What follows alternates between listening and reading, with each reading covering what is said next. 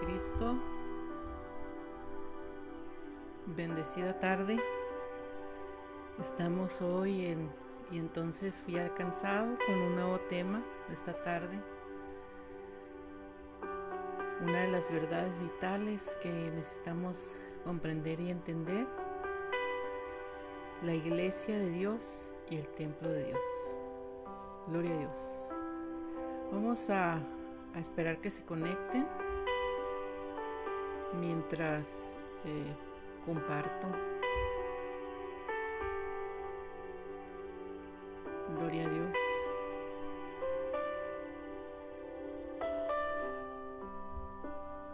Como siempre, ténganme paciencia.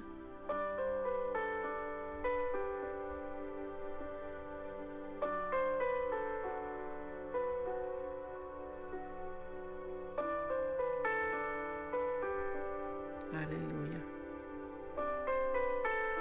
Espero que estén pasando un excelente día,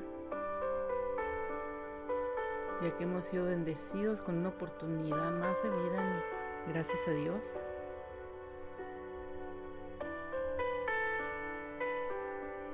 Y así que le damos las gracias a Dios en esta hermosa tarde,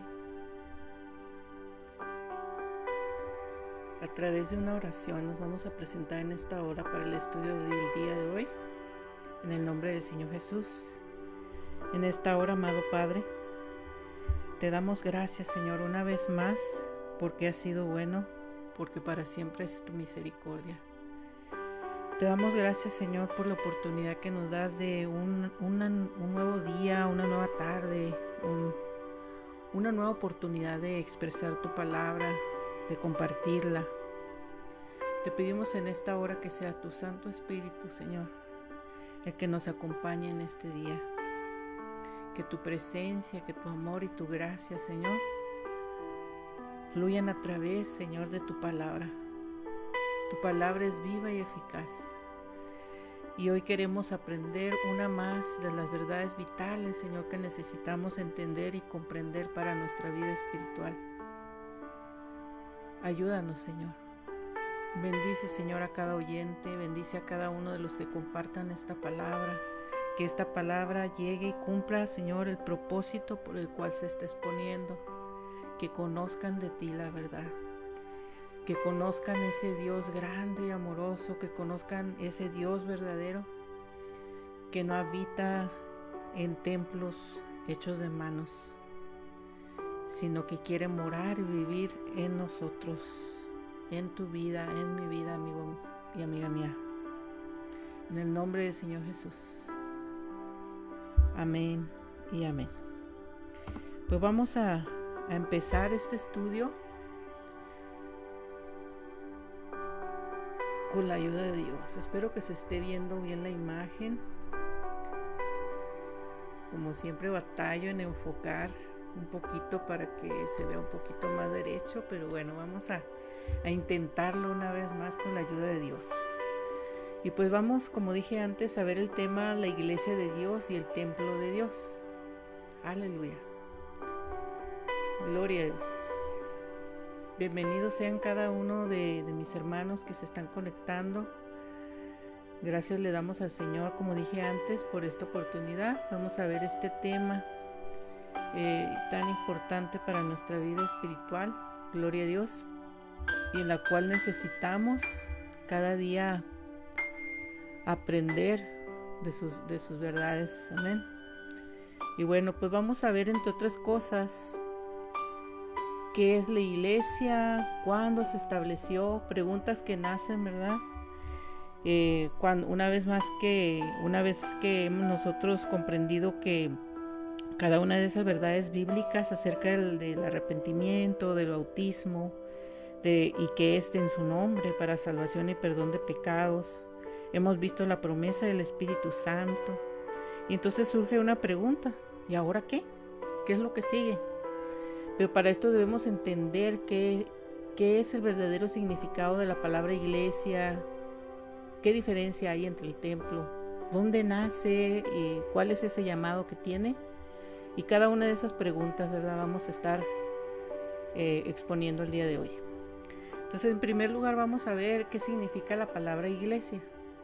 La palabra iglesia proviene del griego eklesia, significa los llamados fuera, congregación, y se compone de dos palabras o de dos sílabas, ek y kaleo, que significa llamados afuera de.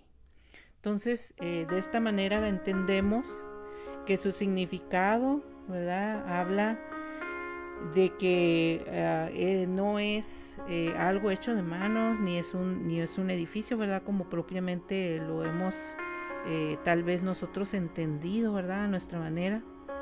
Así que el significado verdadero es que es un pueblo que Dios llama afuera de este mundo, lo saca de ahí, lo saca del pecado, bendito sea el Señor, lo saca de las tinieblas a las cuales, ¿verdad?, andaba, en las cuales estaba, para pertenecer a Él, para vivir de acuerdo, ¿verdad?, a su voluntad, para su gloria y para su honra. Entonces veamos lo que dice la palabra de Dios. En Mateo 16:18 dice: y yo también te digo que tú eres Pedro, y sobre esta roca edificaré mi iglesia, y las puertas del Hades no prevalecerán contra ella. Hermosa promesa, ¿verdad? Desde un inicio, ¿verdad?, aquí en esta palabra, nuestro Señor hablando a Pedro, una vez que fue revelada, ¿verdad?, quién era, ante qué presencia estaba, ¿verdad?, reconociendo al Dios verdadero. Y entonces Jesús le dice, aleluya, estas palabras. Entonces Jesús mismo fue quien anunció la edificación de su iglesia. Es la primera vez que se menciona la palabra de Dios, la palabra iglesia. Entonces no habló de una organización humana, ya existían en esos tiempos, ¿verdad?, los sanedrines, existían los lugares donde se reunían, ¿verdad?, los fariseos, los saduceos, o sea, ya existía un lugar de congregarse, pero era religiosismo. Entonces Dios viene y te habla a ti de que no viene a traerte una religión. Ya vimos que Él es el camino, que Él es la verdad y la vida. Entonces Él mismo pone el fundamento sobre la revelación de quién es Él. Y la roca no era Pedro, como muchas veces nosotros pensamos, ¿verdad?, sino que era la revelación. Cuando estaba hablando de eso, era el fundamento de esa revelación, ¿verdad?, de que esa contestación que le da Pedro: tú eres el Cristo, el Hijo del Dios viviente. Entonces ahí es donde empieza la iglesia y habla de pertenecer a Cristo. Entonces Él la diseña porque Él la compró, o sea, Él la diseñó, Él la compró, Él la sostiene y Él es el que la edifica. Entonces en la Biblia declara que las puertas del Hades, vemos esta promesa gloriosa aquí, ¿verdad?, en este versículo.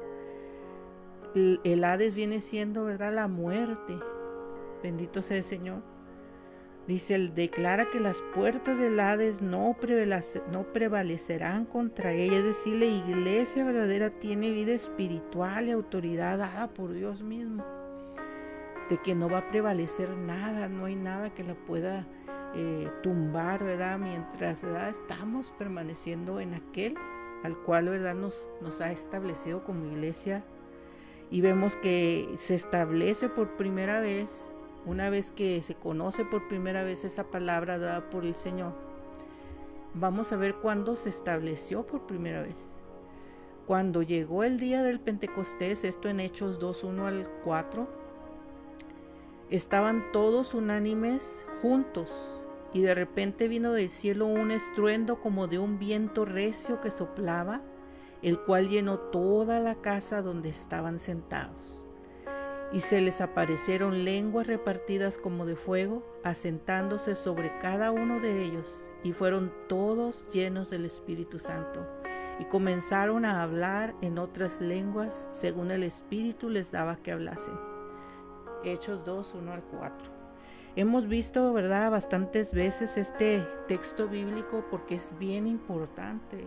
El estudio anterior estuvimos viendo acerca de ser llenos del Espíritu Santo, acerca de esa necesidad de ser bautizados en su Espíritu. ¿Por qué? Porque al ser bautizados en su Espíritu, Él llenándonos, viene a morar en ese templo, en esa iglesia que formamos nosotros, ¿verdad? Unidos nosotros formamos esa iglesia donde se establece por primera vez en la palabra de Dios el cumplimiento, ¿verdad?, de lo dicho por el profeta Joel. Ahí es donde la iglesia comenzó, en el día del Pentecostés, cuando el Espíritu Santo fue derramado sobre los creyentes. No nació por ideas humanas ni por tradiciones religiosas, nació por el poder del Espíritu Santo. El mismo Dios comenzó a habitar en su pueblo, cumpliendo esa promesa ya dada. Desde ese momento los creyentes ya no serían solamente seguidores externos, sino personas llenas de la presencia de Dios, así como lo dice la profecía en Joel 2, del verso 28 al 29. Dice así: y después de esto derramaré mi espíritu sobre toda carne. Profetizarán vuestros hijos y vuestras hijas, vuestros ancianos soñarán sueños y vuestros jóvenes verán visiones. Y también sobre las siervas y los siervos, sobre los siervos derramaré de mi espíritu en aquellos días. Aleluya. Qué hermoso es saber estas promesas cumplidas de parte de Dios. El Pentecostés fue el cumplimiento entonces de esta profecía. Dios ya lo había prometido, que Él derramaría su Espíritu Santo sobre toda carne. Y vemos, ¿verdad?, que a través de esto también Él muestra que su salvación ya no estaría limitada solamente para el pueblo específico, ¿verdad?, en esos tiempos, ¿verdad?, los judíos. Recuerden que por causa de que no fue recibido por ellos, tuvimos o tenemos nosotros entrada a esa bendición tan grande de que Dios viva en nosotros a través de esa presencia gloriosa en nuestra vida. Aleluya. Entonces vemos que ahí es donde se cumple esta promesa y nace, ¿verdad?, en ese aposento.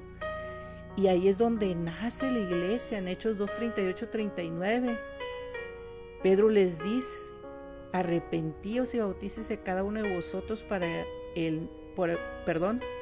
lo leo nuevamente. Pedro les dijo: arrepentíos y bautícese cada uno de vosotros en el nombre de Jesucristo para perdón de los pecados, y recibiréis el don del Espíritu Santo, porque para vosotros es la promesa, y para vuestros hijos, y para todos los que están lejos, para cuantos el Señor nuestro Dios llamare.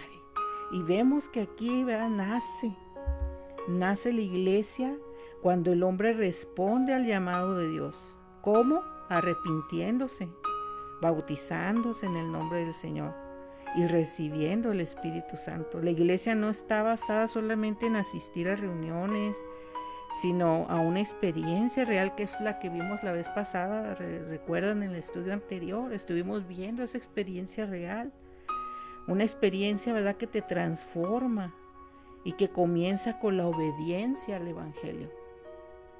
Entonces ahí es donde nace la iglesia.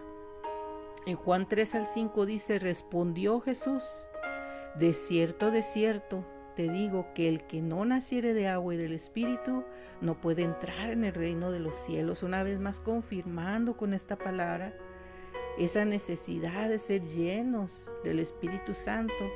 Pero es el lugar, ¿verdad?, donde habita la presencia de Dios, somos nosotros mismos. Aleluya.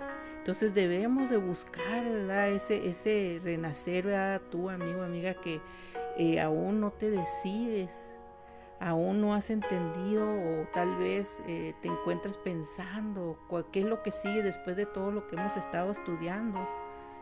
Aquí viene la respuesta. Una vez que tú te decides, una vez que tú obedeces, vienes a formar parte de este pueblo, parte de la iglesia y el cuerpo de Cristo. La iglesia, ¿verdad?, que ya vimos sus significados: los que se reúnen, los que son sacados fuera. Somos sacados fuera de nuestra forma que vivíamos. Dios nos transforma a través de su presencia y nos reunimos, aleluya, para alabar a Dios, para agradecer, ¿verdad?, la transformación que ha hecho en nuestra vida. Entonces Jesús nos enseñó que es necesario todo esto. Esto confirma que la iglesia está formada por personas que han nacido espiritualmente, que han nacido de nuevo, que se han arrepentido, aleluya, y que han dado ese paso de obediencia. Y tenemos un llamado. En Efesios 4, 1 al 6 nos dice: yo pues, preso en el Señor, os ruego que andéis como es digno de la vocación con que fuisteis llamados, con toda humildad y mansedumbre, soportándonos con paciencia los unos a los otros en amor, solícitos en guardar la unidad del Espíritu, en el vínculo de la paz, un cuerpo, un espíritu, como fuisteis también llamados en una misma esperanza de vuestra vocación, un Señor, una fe, un bautismo, un Dios y Padre de todos, el cual es sobre todos y por todos y en todos. Entonces vemos aquí entonces que Dios no solamente nos llamó a congregarnos, o no nos sacó, ¿verdad?, de este mundo o de nuestra manera de vivir, o nos sacó del pecado, o nos transformó, sino que nos llama a que vivamos de una manera digna de ese llamado. Por eso habla de vocación. Es como cuando tú te preparas para hacer algo en la vida y tienes una vocación, ¿verdad? Empiezas a estudiar, empiezas a establecerte, ¿verdad? Empiezas a tener las materias necesarias para poder obtener, ¿verdad?, ese título de la vocación que vas a empezar a trabajar en ella. Y igualmente en el camino de Dios. Somos llamados, estamos siendo preparados conforme vamos aprendiendo cada una de estas verdades. Somos llamados a formar parte de este pueblo y tenemos un propósito, ¿verdad? La iglesia debe reflejar la humildad, ¿verdad?, según lo que leemos, ¿verdad?, aquí. La paciencia, el amor y la unidad unos con otros, la obediencia y la verdad. Aleluya. También vemos que existe, ¿verdad?, uno de los elementos que podemos ver en este texto, ¿verdad?, que están reunidos todos aquellos que tienen un solo Señor, que han reconocido a un solo Señor, que tienen una sola fe y un solo bautismo.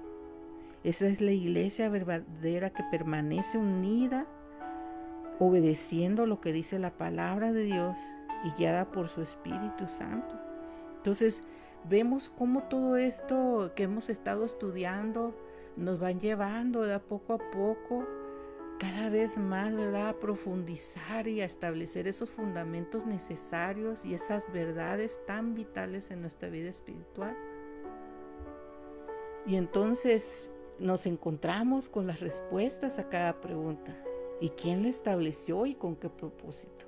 Efesios 4, 11 al 13 dice: y él mismo constituyó a unos apóstoles, a otros profetas, a otros evangelistas, a otros pastores y maestros, a fin de perfeccionar a los santos para la obra del ministerio, para la edificación del cuerpo de Cristo, hasta que todos lleguemos a la unidad de la fe y del conocimiento del Hijo de Dios, a un varón perfecto, a la medida de la estatura de la plenitud de Cristo. Entonces vemos aquí primeramente que ¿quién lo estableció? Jesús mismo lo estableció.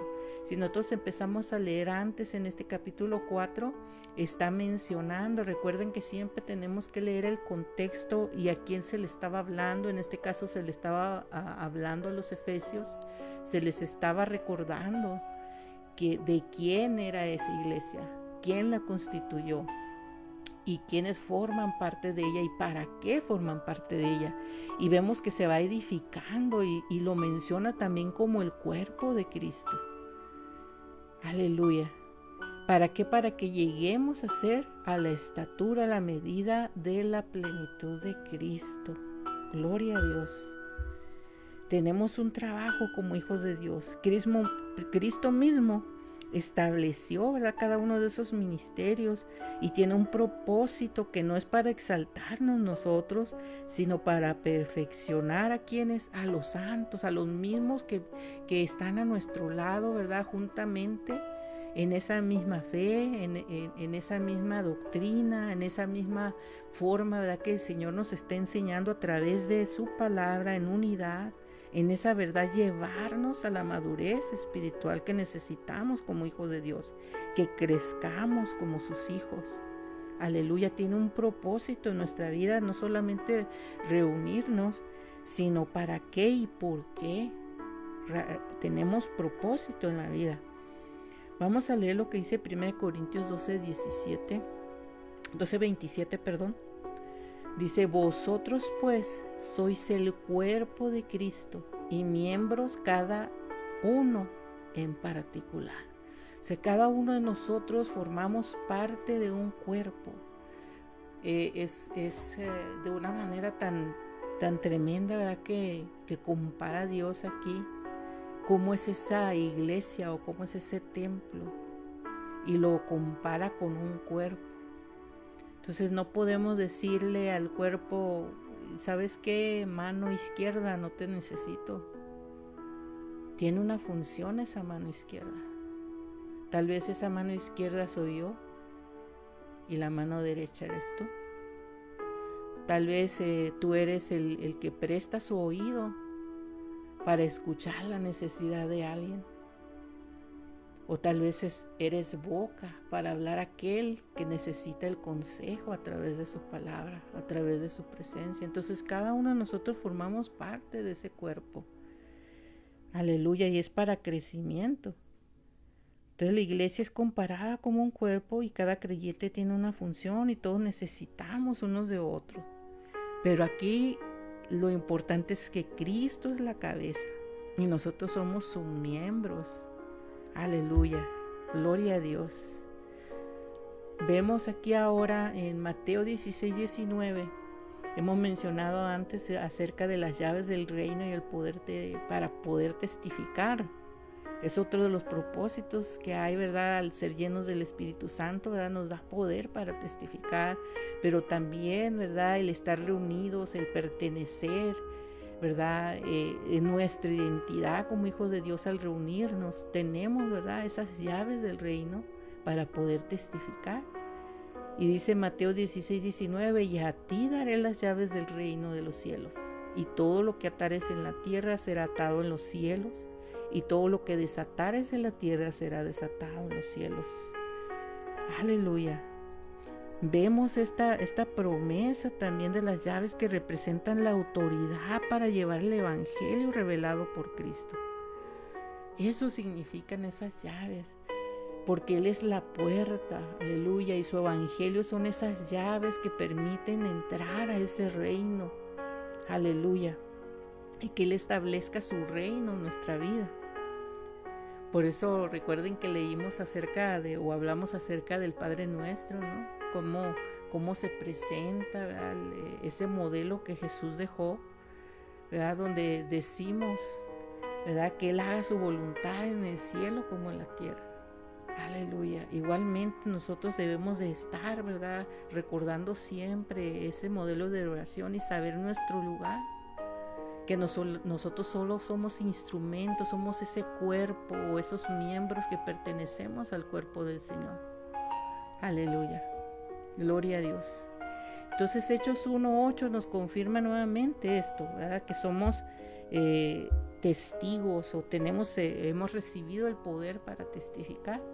Hechos 1:8: pero recibiréis poder cuando haya venido sobre vosotros el Espíritu Santo, y me seréis testigos en Jerusalén, en todo Judea, en Samaria y hasta lo último de la tierra. Vemos aquí que el Espíritu Santo nos fue dado para sentir no emociones, sino para que seamos capacitados de vivir una vida en la cual testifiquemos de Cristo. Gloria a Dios. Otro de los propósitos, ¿verdad?, que menciona, ¿verdad?, todo lo que hemos leído hasta ahorita. No solamente fuimos sacados del mundo, no solamente hemos sido limpios y lavados por la sangre de Cristo a través del bautismo, no solamente hemos recibido el Espíritu Santo, sino que nos ayuda a testificar y nos va formando poco a poco. En Marcos 16:15 al 16 dice: y les dijo: id por todo el mundo y predicar el evangelio a toda criatura.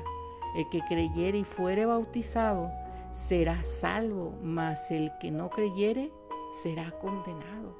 Vemos aquí que no dice Dios te va a condenar, no dice que yo te condeno, no, la misma palabra nos enseña, ¿verdad?, que si nosotros no creemos, seremos condenados. El no creer es lo que nos condena. Bendito sea el Señor. Entonces, ese es nuestro propósito, nuestro llamado también, llevar el evangelio por todo el mundo, a toda criatura. Aleluya.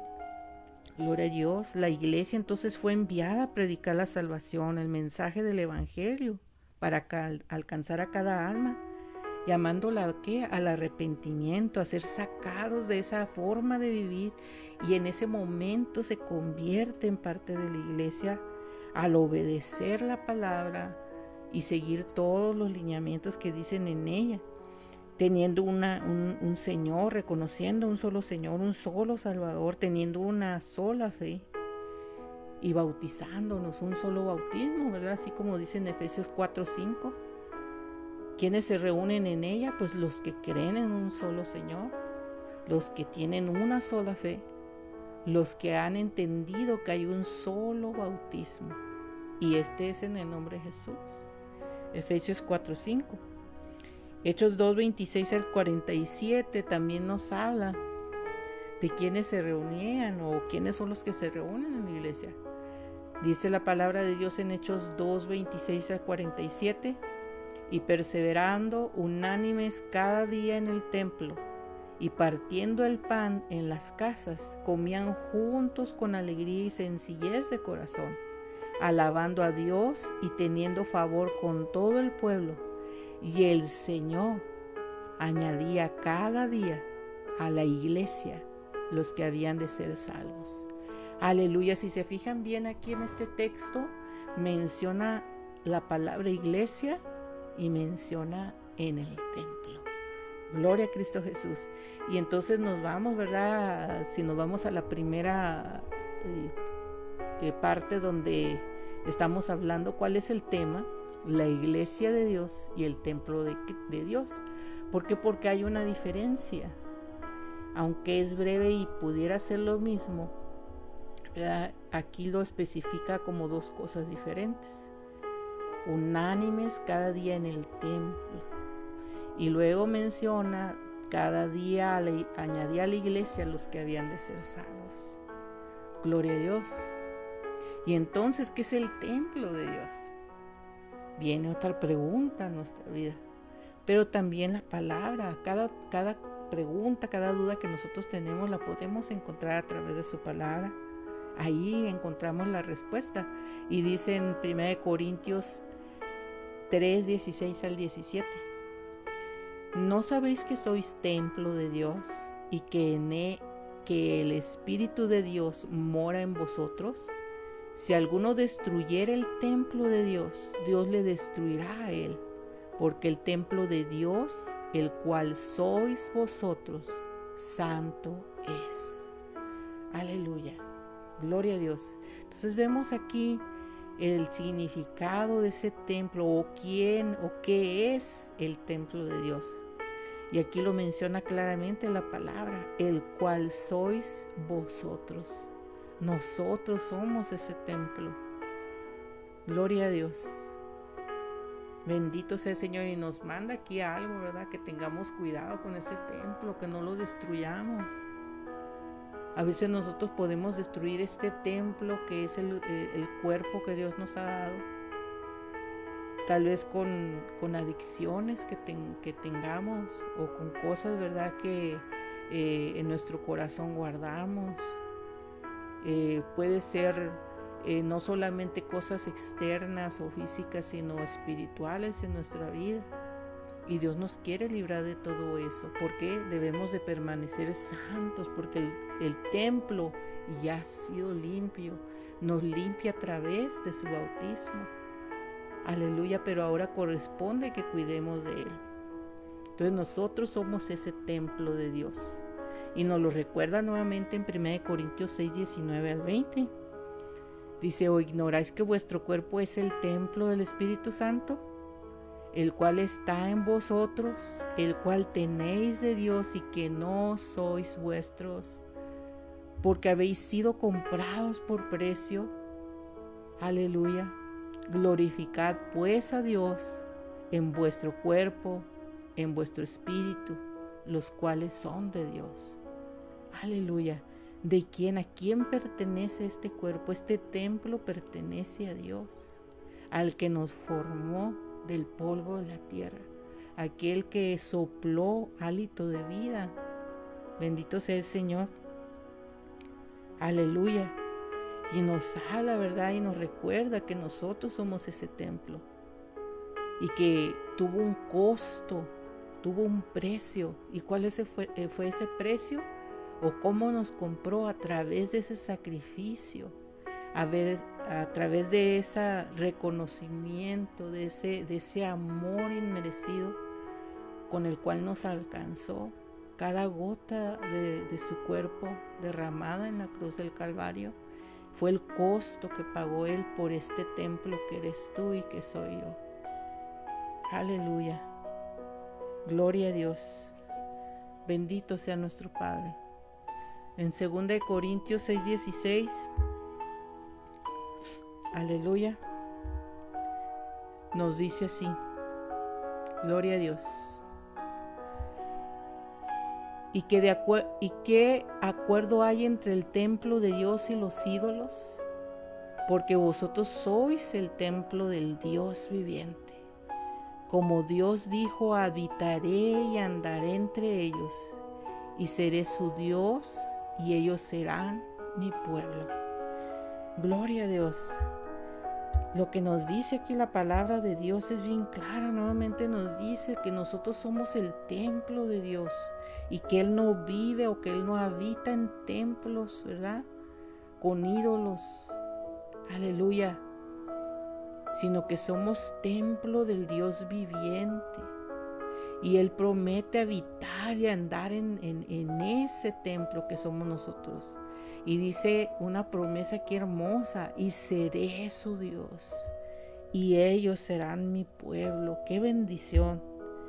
¡Qué bendición tenemos tan grande, verdad, de poder, verdad, recibir esa promesa! Gloria al Señor en nuestra vida y ser parte de ese pueblo adquirido por Dios. No habita en templos hechos de manos.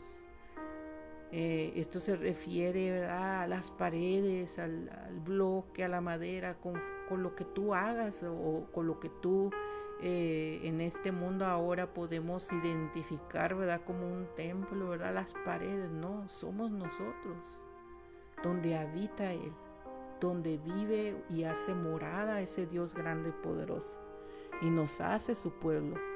Entonces la iglesia de Dios no es simplemente un edificio como ahora le conocemos o una denominación. Es su cuerpo formado por personas transformadas por el Evangelio. Y así como Dios habita en medio de su iglesia, también desea morar dentro de cada creyente por medio de su Espíritu Santo.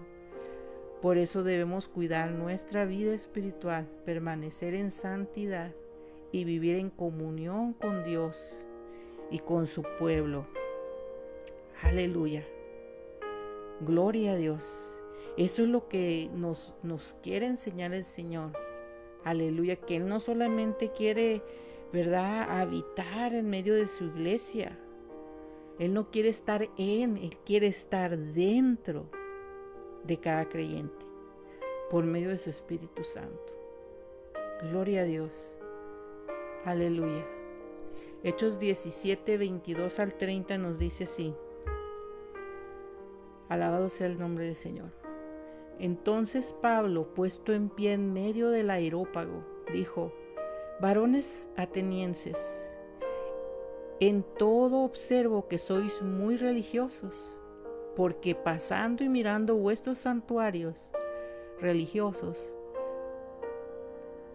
hallé también un altar en el cual está esta inscripción: al Dios no conocido, al que vosotros adoráis pues sin conocerle, es a quien yo os anuncio, el Dios que hizo el mundo y todas las cosas que en él hay, siendo Señor del cielo y de la tierra, no habita en templos hechos por manos humanas, ni es honrado por las manos de hombres como si necesitase de algo, pues Él es quien da a todos vida y aliento y todas las cosas.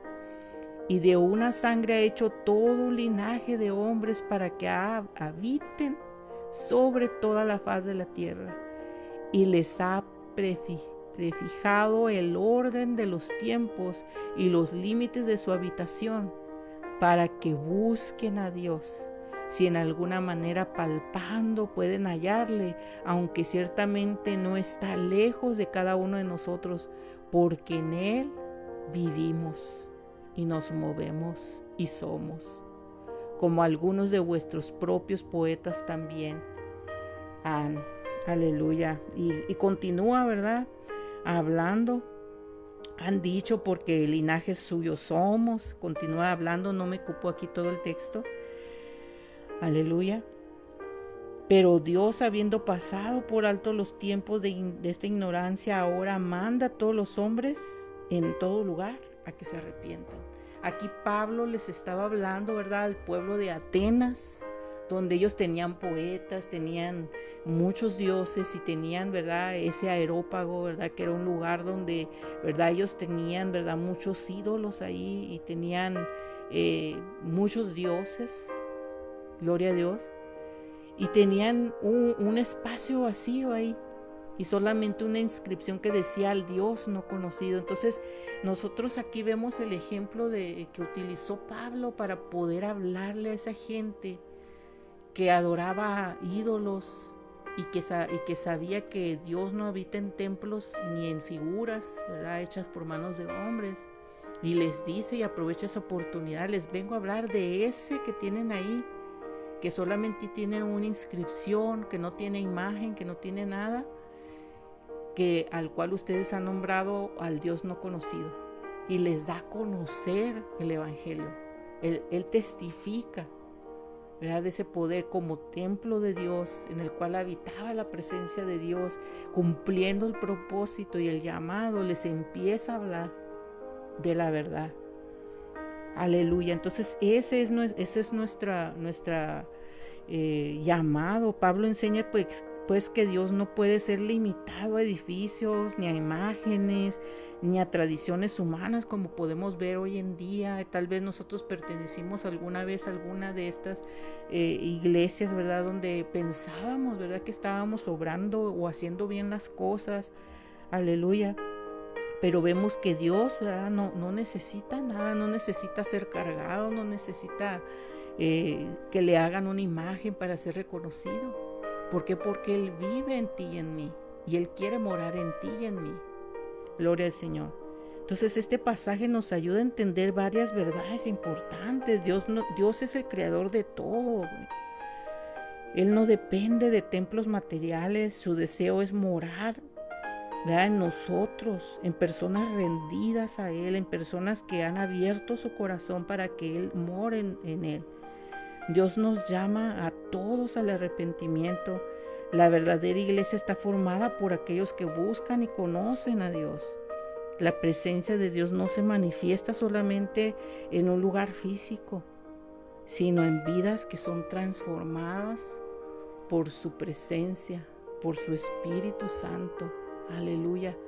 El cual, como dije antes, quiere vivir y habitar, ¿verdad?, en nuestro ser, en nuestra alma, en nuestro interior.